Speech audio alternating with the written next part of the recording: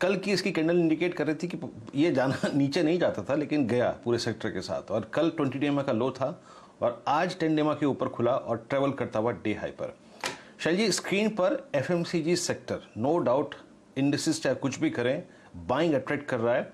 HUL day high पर, Dabur day high पर। मेरा ध्यान है मैरिको पर, अभी आपने सुबह शायद मेंशन भी किया था चंदन। मैरिको अभी हल्का सा अगर आप देखें, सुबह इसने एक मूव दिया था कि मैं ऊपर की ट्रैजेक्टरी की तरफ जा रहा हूं, 538 540 के जोन को निकालने की कोशिश करता हुआ ये स्टॉक आज एचयूएल में, डाबर में और मैरिको में प्राइस एक्शन अच्छा है। ये बताइए, मैरिको की 540 की कॉल ब्रेकआउट को प्ले करने के लिए कैसी रहेगी, या फिर डाबर की 600 की कॉल कैसी रहेगी? जी वीरू, मैं यहाँ पे डाबर की तरफ जाना पसंद करूंगा, क्योंकि डाबर में ऑलरेडी स्ट्रेंथ बने हुए और आज लगभग 8% के ओवाई एडिशंस भी यहाँ पे देखने को मिल रहे हैं। तो लेवल्स की बात करें तो 582 के सपोर्ट और कहीं ना कहीं आपको 620 तक के लेवल बनने चाहिए। तो आप इसमें 600 या 620 की कॉल की तरफ फोकस कर सकते हो। और मैं अगस्त में 600 की कॉल की तरफ नजर डाल रहा हूँ। यहाँ पे लगभग 15 रुपए के आसपास प्रीमियम है। यहाँ पे आपको 11 रुपए के स्टॉप लॉस से 22 से 23 तक की अपसाइड डाबर की 600 की कॉल में बननी चाहिए। मेरी को भी यहाँ पे यदि मेरे हिसाब से 535-36 होल्ड किया तो यहाँ पे भी 550 के टारगेट्स अनफोल्ड होते हुए नजर आ सकते हैं।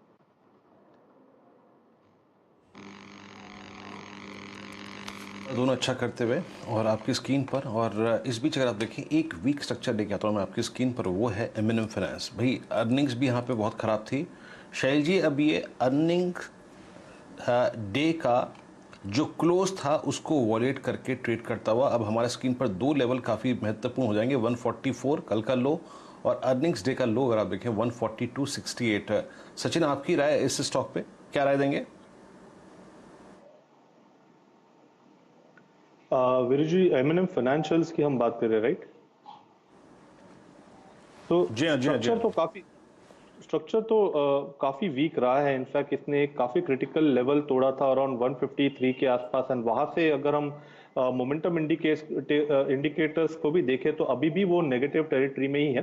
सो जिस तरीके से सीक्वेंस है, मुझे लग रहा है 149 के ऊपर जब तक एक कॉन्फिडेंट क्लोजिंग नहीं होती तब तक इसमें वीकनेस ही नजर आ सकती है। Target on the lower side होगा समवेयर क्लोज टू अराउंड 138 140। सो मुझे लग रहा है अभी भी यहाँ पर बिकवाली के ही मौके ढूंढने चाहिए। जिस तरीके से इसने अपने वीकली चार्ट्स पे एक बेस बनाया था, मुझे लग रहा है वो बेस भी शायद आगे जाके वापस रिविजिट होगा, जो लगभग अराउंड 130 के आसपास है। तो फिलहाल इस पर्टिकुलर एक्सपायरी के लिए क्रिटिकल सपोर्ट लेवल होगा अराउंड 138 140 का, एंड मेजर सपोर्ट होगा अराउंड 125 के आसपास। बट मुझे लग रहा है रिवर्सल तभी हो सकता है जब एक कॉन्फिडेंट क्लोजिंग आ सकती है 150 के ऊपर। सो क्लियरली एक लो टॉप लो बॉटम सीक्वेंस है, एक बेरिश सीक्वेंस है, एंड मुझे लग रहा है यहाँ पर बिकवाली करके ही रखनी चाहिए 138 के टारगेट के लिए। ये बाजार आपको ना डिफेंसिव तो होता हुआ दिख ही रहा है, लेकिन डिफेंसिव स्टॉक्स में आप देखिए काफ़ी सारे ऑटो एंसिलरी स्टॉक्स आपको बढ़ते हुए दिखेंगे। हम लोगों ने चर्चा करी शांति गैस की, आपको बहुत ही बढ़िया मूव आता हुआ दिख रहा है। स्टीयरिंग स्ट्रिप व्हील्स में आपको अच्छा मोमेंटम फिलहाल दिख रहा है। अपोलो टायर्स में तो कुछ ऐसे स्पेसेस हैं जहां पर बाजार सेफ्टी ढूंढता हुआ दिख रहा है, और ये वो स्टॉक्स हैं जो आपको OEMs की माफिक सप्लाई कराते हुए दिखेंगे फ्रंटलाइन काउंटर्स को, जैसे टाटा मोटर्स, जैसे मारुति, जैसे हीरो मोटर्स।